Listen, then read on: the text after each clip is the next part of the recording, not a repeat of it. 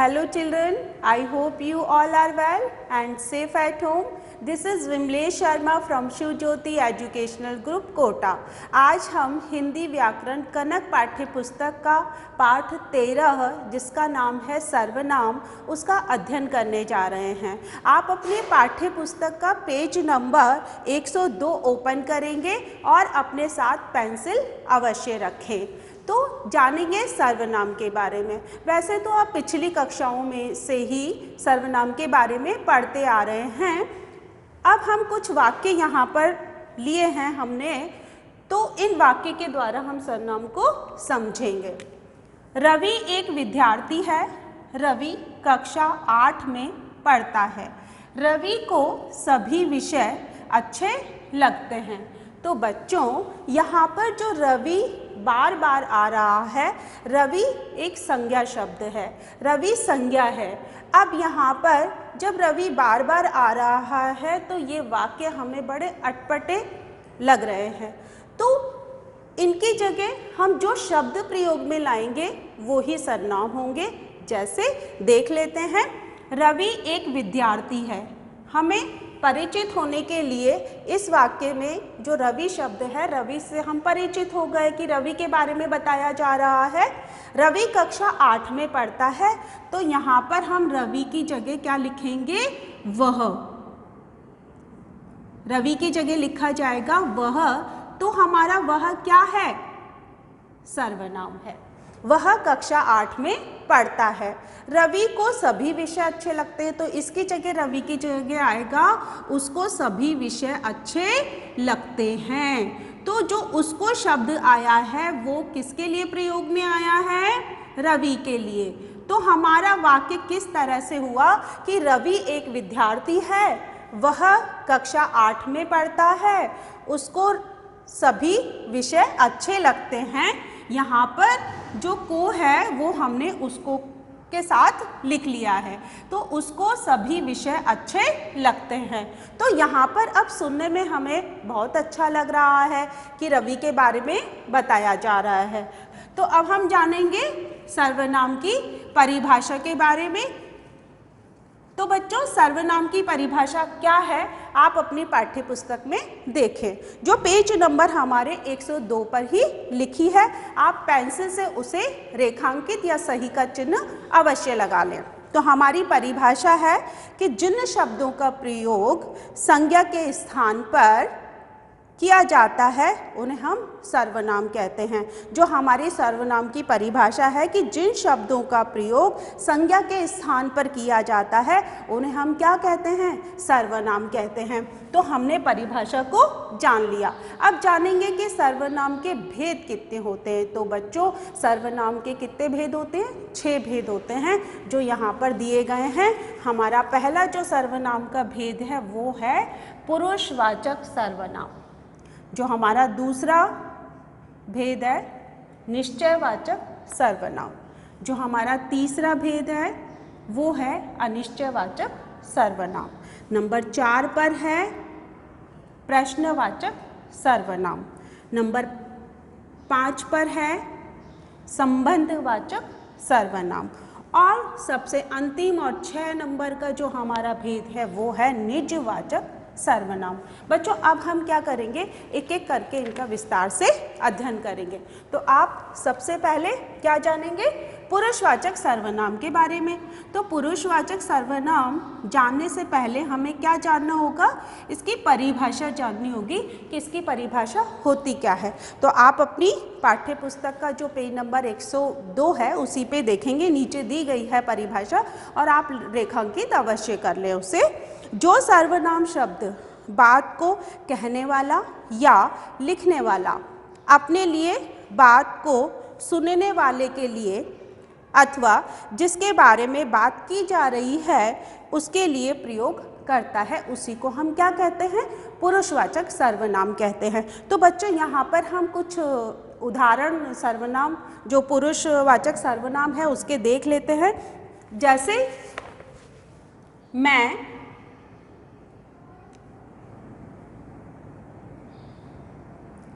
हम, ये हमारे क्या हैं? पुरुषवाचक सर्वनाम हैं। आप,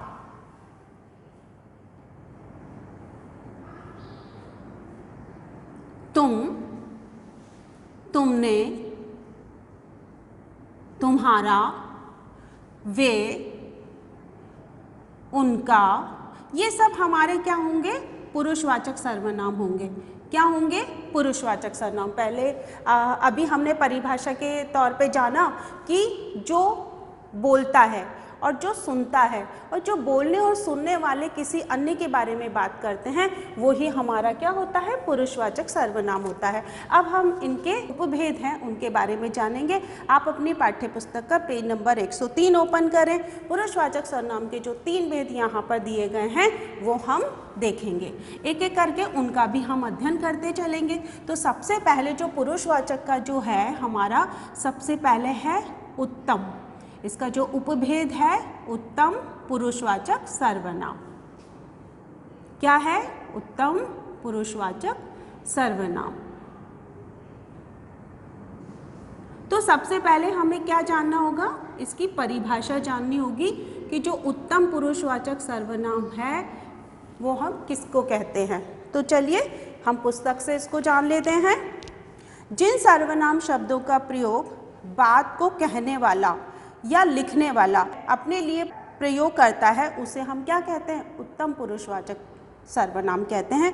इसके उदाहरण है, यहाँ पर हम एक उदाहरण ले लेते हैं कि मैं खाना खाने जा रहा हूँ, यानी मैं जा रहा हूँ, तो वो क्या होगा? उत्तम पुरुषवाचक होगा। तो यहाँ पर हम एक उदाहरण हमने ले लिया कि मैं खाना खाने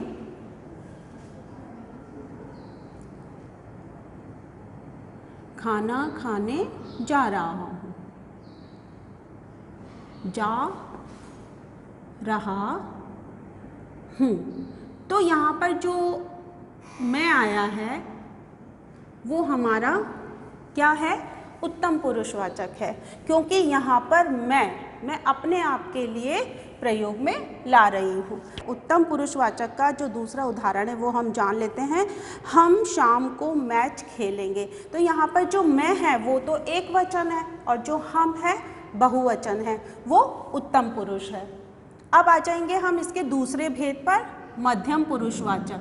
जो पुरुषवाचक का दूसरा उपभेद है मध्यम पुरुषवाचक।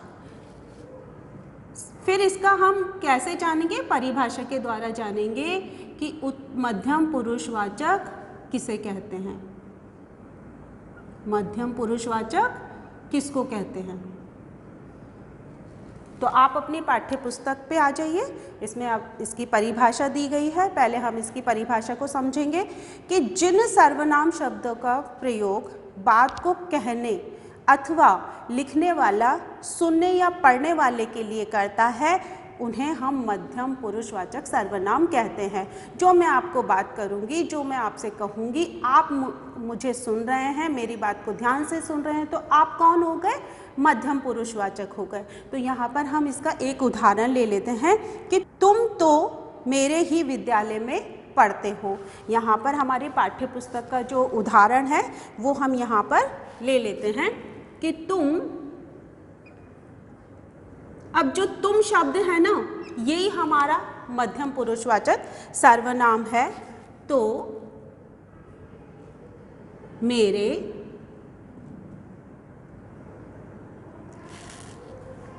ही विद्यालय में पढ़ते हो।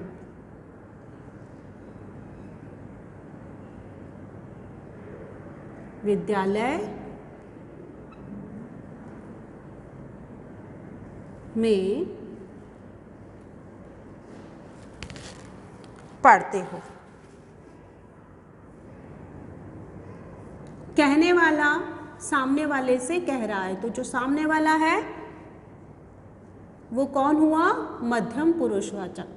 तो तुम तो मेरे ही विद्यालय में पढ़ते हो, तो यहाँ पे मध्यम जो पुरुषवाचक सर्वनाम है वो है तुम, क्योंकि मैं आपसे कह रही हूँ, तुमसे कह रही हूँ। अब इसका जो अगला उपभेद है वो है हमारा अन्य पुरुषवाचक सर्वनाम।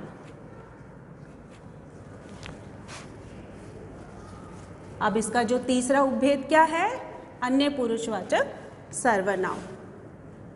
अन्य पुरुषवाचक, जो अन्य पुरुषवाचक है पहले हम इसकी परिभाषा जानेंगे पुस्तक से, फिर हम इसके उदाहरण को समझेंगे। अन्य पुरुषवाचक सर्वनाम, तो आप अपनी पाठ्य पुस्तक पे इसकी जो परिभाषा है उसे रेखांकित कर लें।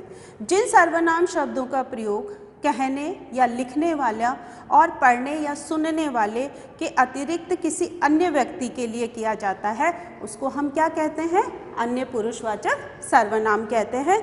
जैसे वह, आप और मैं किसी अन्य के बारे में बात कर रहे हैं तो इसका उदाहरण है कि वह सदा कक्षा में प्रथम आता है।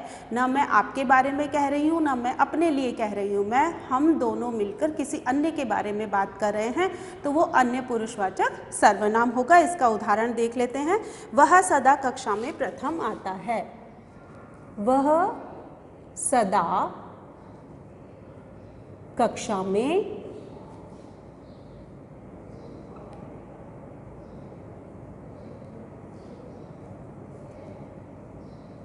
प्रथम आता है, यानी कि वो फर्स्ट आता है, कक्षा में प्रथम आता है। तो इसमें जो वह है वो किसी अन्य के बारे में बात की जा रही है तो वह अन्य पुरुषवाचक सर्वनाम हुआ। वह सदा कक्षा में प्रथम आता है। इसका दूसरा उदाहरण आप पुस्तक में से ही देख लें कि वे हमारी फुटबॉल टीम के खिलाड़ी हैं। वे, हम दूसरे के लिए बात कर रहे हैं, अन्य के लिए बात कर रहे हैं। अब जो हमारा दूसरा जो सर्वनाम है वो है क्या, निश्चयवाचक सर्वनाम। जैसे कि शब्द से हमें पता पड़ रहा है निश्चय यानी कि डिसाइड है, निश्चित है कोई भी चीज़। तो सबसे पहले हम इसकी परिभाषा जान लेते हैं। आप अपनी पाठ्य पुस्तक में जो इसकी परिभाषा है उसे रेखांकित करते चलिएगा। वे सर्वनाम शब्द जिनके द्वारा किसी निश्चित व्यक्ति वस्तु की ओर संकेत किया जाता है वो ही हमारे क्या होते हैं, निश्चयवाचक सर्वनाम होते हैं। जैसे इसके उदाहरण हम समझ लेते, यह तुम्हारी घड़ी है। जो यह है वो क्या है, निश्चयवाचक सर्वनाम है। इसका जो उदाहरण है यह तुम्हारी घड़ी है, वो निश्चित है कि उसकी घड़ी है, तुम्हारी घड़ी है, निश्चित है कि घड़ी उसी की है। तो जो यह है वो निश्चित बता रहा है, निश्चितता बता रहा है जो सर्वनाम शब्द यह है। तो अब इसका दूसरा उदाहरण है कि वह मेरा भाई है। निश्चित है कि वह मेरा भाई है, तो जो वह शब्द है मेरा भाई है, तो यहाँ पर जो वह है वो क्या है, निश्चित सर्वनाम शब्द है, वह मेरा भाई है। इसके जो अन्य उदाहरण हैं वो हम पाठ्य पुस्तक से पढ़ लेते हैं। वे मेरे दादाजी हैं। निश्चित है कि वे मेरे दादाजी हैं। ये आपकी पुस्तकें हैं, ये भी निश्चित हैं कि ये आपकी पुस्तकें हैं। जो यहाँ पर निश्चयवाचक सर्वनाम के कुछ ऐसे शब्द हैं वो यहाँ पर नीचे दिए गए हैं, उनको आप रेखांकित अवश्य कर लें कि उपरोक्त यानी कि ऊपर दिए गए वाक्यों में यह, ये, वह और वे अन्य पुरुषवाचक सर्वनाम के उदाहरण हैं। परंतु जब ये किसी निश्चित व्यक्ति, वस्तु की ओर संकेत करते हैं तो यहाँ ये निश्चयवाचक सर्वनाम कहलाते हैं। तो जो हमारे निश्चयवाचक सर्वनाम हैं उनको हम रेखांकित कर लेंगे, जैसे कि मैंने आपको बताया कि यह, ये, वह और वे। अब हम जानेंगे जो हमारा अगला सर्वनाम शब्द है वो है अनिश्चयवाचक।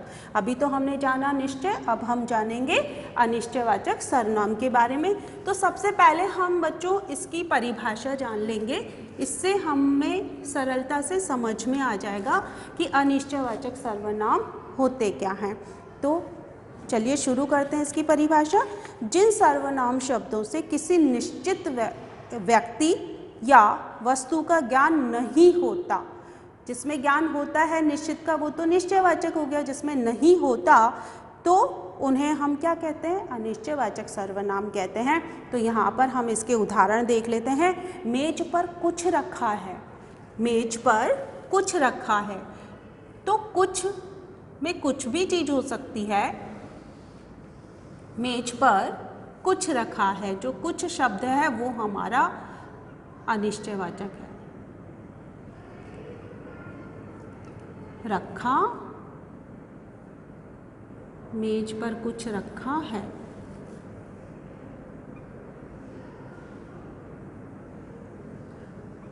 तो बच्चों ये जो हमने उदाहरण लिखा है उसमें कुछ जो शब्द है इसमें कुछ भी हो सकता है, निश्चित नहीं है।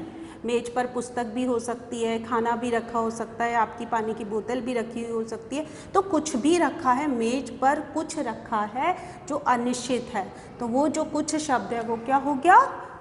अनिश्चयवाचक सर्वनाम हो गया। तो मेज पर कुछ रखा है, वो कुछ जो क्या हो गया?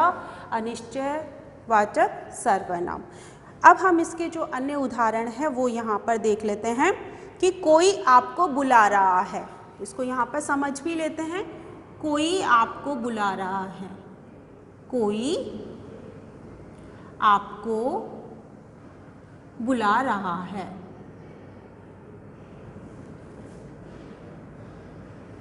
अब जो बुला रहा है उसका नाम नहीं पता, बुला रहा है।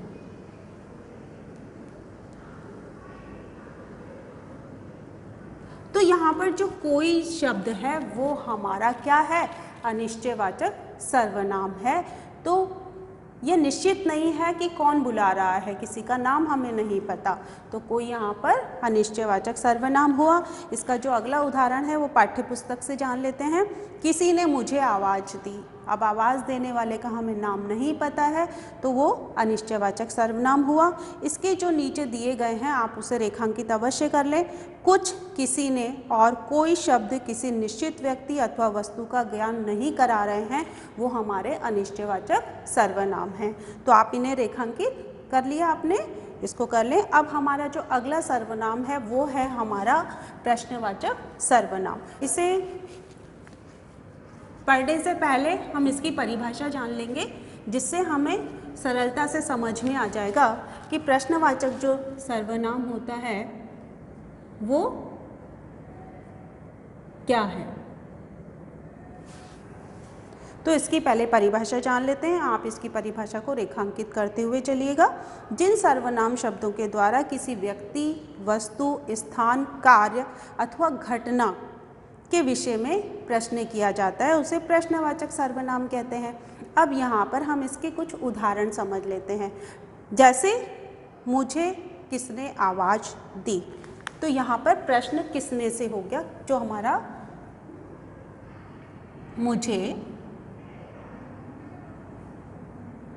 किसने, प्रश्न पूछा जा रहा है किसने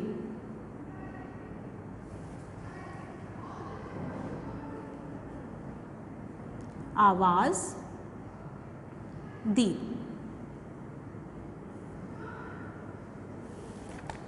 तो यहाँ पर जो आवाज़ दी गई है किसने दी है, जो हमारा किसने है वो क्या बनाता है? प्रश्न पूछ रहा है कि मुझे किसने आवाज़ दी, प्रश्न किया जा रहा है। जब भी ऐसे शब्द होते हैं किसने, क्या, कब, कहाँ, कौन, तो ये सब क्या होते हैं? प्रश्नवाचक शब्द होते हैं। और इनके जब वाक्य के अंतर्गत जब ये आ जाते हैं तो वाक्य के अंतिम में ये प्रश्नवाचक चिन्ह भी लगाया जाता है।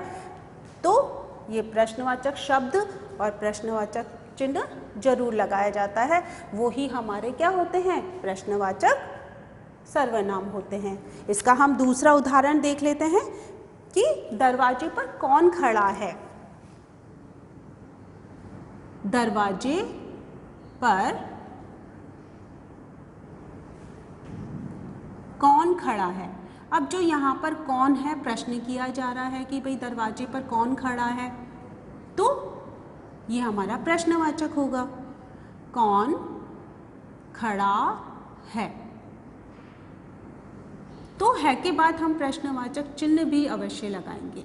क्योंकि कौन जहाँ पर वाक्य के अंतर्गत कौन कहाँ कब इस तरह से आते हैं तो हमें प्रश्नवाचक चिन्ह जरूर लगाना होता है। तो हमारा जो प्रश्नवाचक सर्वनाम है यहाँ पर कौन है और ऊपर वाला जो वाक्य है उसमें किसने है। इसके जो अन्य उदाहरण है वो हम पाठ्य पुस्तक से पढ़ लेते हैं। परीक्षाएं कब से होंगी, हम प्रश्न कर रहे हैं कि परीक्षाएं कब से होंगी। इसका उदाहरण है अगला, क्या आप मेरी सहायता करेंगे। हम प्रश्न कर रहे हैं क्या आप मेरी सहायता करेंगे। इसके जो अगले उदाहरण हैं, तुम्हारा घर कहाँ है। हम प्रश्न कर रहे हैं कि आपका घर कहाँ है, तुम्हारा घर कहाँ है। अगला जो है, पिताजी चेन्नई क्यों जा रहे हैं। वो प्रश्न कर रहा है, कोई जो बच्चा है वो प्रश्न कर रहा है कि पिताजी चेन्नई क्यों जा रहे हैं। तो ये प्रश्नवाचक सर्वनाम हो गए। हमारे जो इसके नीचे जो शब्द दिए गए हैं उसे हम रेखांकित करेंगे। कब, क्या, कौन, कहाँ, क्यों शब्दों द्वारा प्रश्न पूछा जा रहा है, अतः ये प्रश्नवाचक सर्वनाम हैं। तो इसे आप रेखांकित कर लें। अब आप अपनी पाठ्य पुस्तक का पेज नंबर 104 पर आएंगे। अब हमारा जो अगला सर्वनाम है वो है संबंधवाचक सर्वनाम। तो बच्चों अब हम इसके बारे में जानेंगे कि संबंधवाचक सर्वनाम होते क्या हैं। तो सबसे पहले हम जानेंगे पुस्तक के द्वारा इसकी परिभाषा कि इसकी परिभाषा क्या है। तो बच्चों हम पहले परिभाषा जान लेते हैं। तो आप अपनी पाठ्य पुस्तक में देखें, जो सर्वनाम शब्द दो शब्दों में परस्पर संबंध का ज्ञान कराते हैं वो संबंधवाचक सर्वनाम होते हैं। ये क्या हैं कि ये प्रधान उपवाक्य को आश्रित उपवाक्य से जोड़ते हैं। यानी जो दो सर्वनाम शब्द हैं उनका संबंध है वो एक दूसरे पर आश्रित होता है, इसके बगैर वो वाक्य पूरा नहीं हो पाता। तो हम इसका उदाहरण यहाँ पर लेंगे कि जैसा करोगे वैसा भरोगे। जैसा करोगे तो हमारा उदाहरण जो है वो अधूरा है, वाक्य अधूरा है। तो जो जैसा करोगे वैसा भरोगे या वैसा भरोगे, तो वैसा जो शब्द है उसी से हमारा वाक्य पूरा होता है। इसका उदाहरण यहाँ पर समझा देती हूँ मैं आपको कि जैसा करोगे करोगे वैसा भरोगे। तो जैसा और वैसा जो शब्द हैं वो संबंधवाचक सर्वनाम है। जैसा करोगे वैसा भरोगे, भरोगे। तो बच्चों यहाँ पर जो हमारा ये वाक्य है, तो जैसा और वैसा दोनों संबंध बता रहे हैं। दोनों क्या है, सर्वनाम शब्द हैं, संबंधवाचक सर्वनाम शब्द है। जैसा करोगे वैसा भरोगे, ऐसे बहुत सारे उदाहरण हैं, जैसी करनी वैसी भरनी। तो हम जहाँ चाह वहाँ राह, जैसे कि जहाँ चाह, चाह वहाँ राह। तो जहाँ और वहाँ जो शब्द हैं वो संबंधवाचक सर्वनाम शब्द हैं। राह यानी होता है रास्ता। तो बच्चों यहाँ पर जहाँ और वहाँ हमारे संबंधवाचक शब्द हैं। अब यहाँ पर जो एक लाइन दी गई थी कि प्रधान उपवाक्य को आश्रित उपवाक्य से जोड़ते हैं, ये हमारा प्रधान संबंधवाचक शब्द है और ये इस पर आश्रित है। इन्हीं दोनों से संबंध बताते हुए वाक्य पूरा हो रहा है। तो यहाँ पर जो नीचे है उसे हम रेखांकित करेंगे। जैसा वैसा, जहाँ वहाँ, जो वह, जिसने उसे, उतना जितना, जिसकी और उसकी जो शब्द हैं वो दो उपवाक्य का संबंध बता रहे हैं, तभी वो क्या है, संबंधवाचक सर्वनाम है। इसके जो और उदाहरण हैं वो भी हम जान लेते हैं।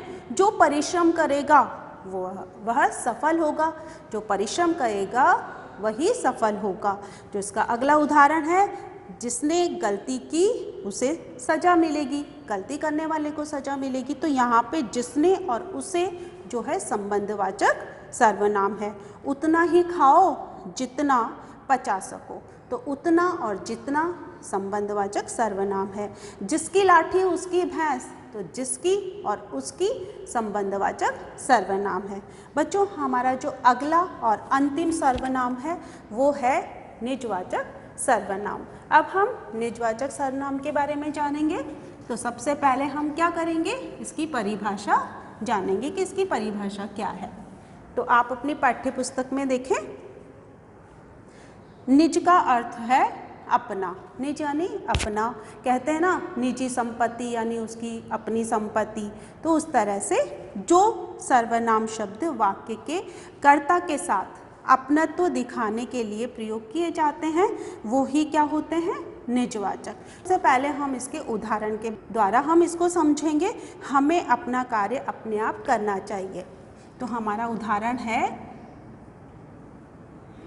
हमें अपना काम यानी स्वयं का काम अपने आप। जो यहाँ पर ये अपने आप जो शब्द आ रहे हैं ना, यही हमारे निजवाचक हैं। अपने आप करना चाहिए, करना चाहिए।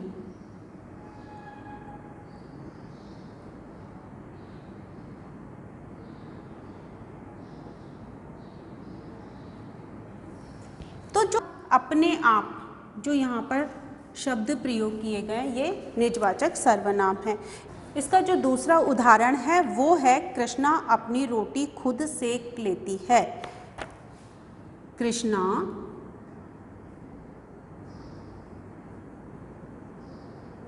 अपनी रोटी, तो यहाँ पर जो कृष्णा कार्य करने वाली है वो अपने लिए शब्द यूज कर रही है, अपनी रोटी खुद सेक लेती है।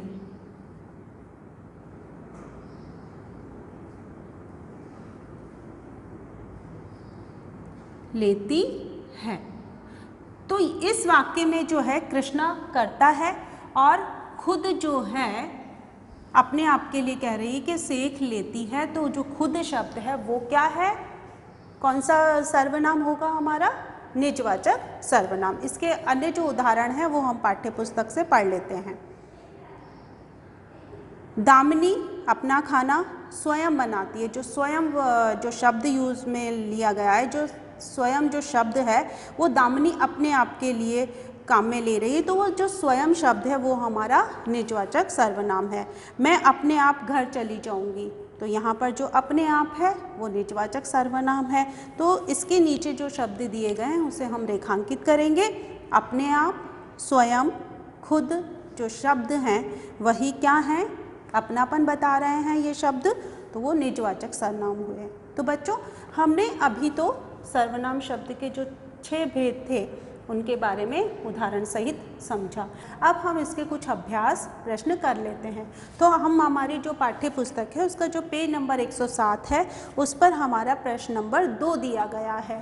तो हमारा जो प्रश्न है वो है, आप अपनी पाठ्य पुस्तक में देखें, हमारा प्रश्न है, रिक्त स्थानों में उचित सर्वनाम शब्द लिखकर वाक्य पूरे कीजिए। जो हमारा यहाँ पर वाक्य दिया है वो रिक्त स्थान के रूप में है और उसके सामने कोष्टक में हमें 2 सर्वनाम शब्द दिए गए हैं। तो देखिए हमारा जो क नंबर है कि मैंने रिक्त स्थान पुस्तक कल लौटा दी थी। अब जो तुम्हारा और तुम्हारी जो कोष्टक में दिए गए हैं, अब हमें क्या करना होगा कि जो हमारा वाक्य है उसमें जो उचित होगा हमें उसमें लिखना होगा। तो देखिए, मैंने तुम्हारा पुस्तक कल लौटा दी थी, वाक्य हमारा नहीं सही है। हमारा वाक्य जो सही होगा वो तुम्हारी से होगा, जैसे मैंने तुम्हारी पुस्तक कल लौटा दी थी। तो बच्चों, जो हमारा यहाँ पर सही जो सर्वनाम शब्द है वो आएगा तुम्हारी। मैंने तुम्हारी पुस्तक कल लौटा दी थी। तो हमारा सही सर्वनाम शब्द क्या है, तुम्हारी। जो इसका ख नंबर है, आप अपनी पाठ्य पुस्तक में देखें, रिक्त स्थान शरारती बच्चे ने पत्थर फेंका है। अब जो ये वाक्य है इसके सामने कोष्टक में दो सर्वनाम शब्द हमें दिए गए हैं, किसी और किन्हीं। तो बच्चों अब हम इसमें से छांटे कि कौन सा उचित है। तो किसी शरारती बच्चे ने पत्थर फेंका है, और दूसरा देखते हैं किन्हीं शरारती बच्चे ने पत्थर फेंका है। तो हमारा जो सही क्या हुआ, किसी। तो किसी शरारती बच्चे ने पत्थर फेंका है। तो हमारा यहाँ पर जो ख नंबर पर सही जो आएगा सर्वनाम शब्द वो होगा किसी। किसी शरारती बच्चे ने पत्थर फेंका है। तो बच्चों हमारा जो प्रश्न नंबर 3 है पाठ्य पुस्तक में जो दिया गया है, पहले हम उसका प्रश्न पढ़ेंगे कि वो हमसे क्या पूछ रहा है। प्रश्न हमारा है, निम्नलिखित वाक्यों से पुरुषवाचक सर्वनाम छांटिए और उनके भेद भी लिखिए। तो बच्चों यहाँ पर हमें सिर्फ पुरुषवाचक सर्वनाम ही छांटना है, और आपको पता है कि हमने अभी पढ़ा था पुरुषवाचक के 3 भेद होते हैं, उन्हीं को हमने यहाँ पर लिखना है। तो सबसे पहले हम क्या करेंगे, जो क नंबर का दिया है कि तुम्हारी परीक्षा कब से है, तो कब से है, तुम्हारी परीक्षा कब से है। तो तुम्हारी जो हमारा है वो है क्या है, तुम्हारी। मैं आपसे पूछ रही हूँ तो कौन सा पुरुष हुआ, मध्यम पुरुष। तो पहला हमारा जो सर्वनाम शब्द हुआ इसका तुम्हारी। सर्वनाम शब्द क्या है हमारा, तुम्हारी, तुम्हारी। हमने इसको सर्वनाम शब्द पहले छांटा। अब ये कौन सा है, मध्यम पुरुष। तो ये मध्यम पुरुष होगा। कौन सा पुरुष होगा बच्चों, मध्यम पुरुष, क्योंकि सामने वाले से पूछा जा रहा है, मध्यम पुरुष। अब जो हमारा इसका ख नंबर है वो है, वे सीमा पर देश के लिए लड़ते हैं। आप और मैं दोनों मिलकर बात कर रहे हैं कि वे सीमा पर देश के लिए लड़ते हैं। तो वे अन्य के लिए बोल रहे हैं। तो यहाँ पर जो हमारा वाक्य है कि वे सीमा पर देश के लिए लड़ते हैं। तो बच्चों यहाँ पर जो वे शब्द है, वे सर्वनाम शब्द जो है अन्य के लिए है, और हमारा कौन सा है, अन्य पुरुषवाचक। तो वे जो हमारा शब्द है वो सर्वनाम है, और कौन सा इसका भेद है, अन्य पुरुषवाचक। कौन सा हुआ, अन्य पुरुषवाचक सर्वनाम। तो बच्चों जो अन्य अभ्यास है वो आप स्वयं करें। तो बच्चों हमारा जो पेज नंबर पाठ्य पुस्तक का 108 है, आप उसे ओपन करेंगे। इसका जो प्रश्न नंबर 4 है वो हम अभ्यास में करेंगे।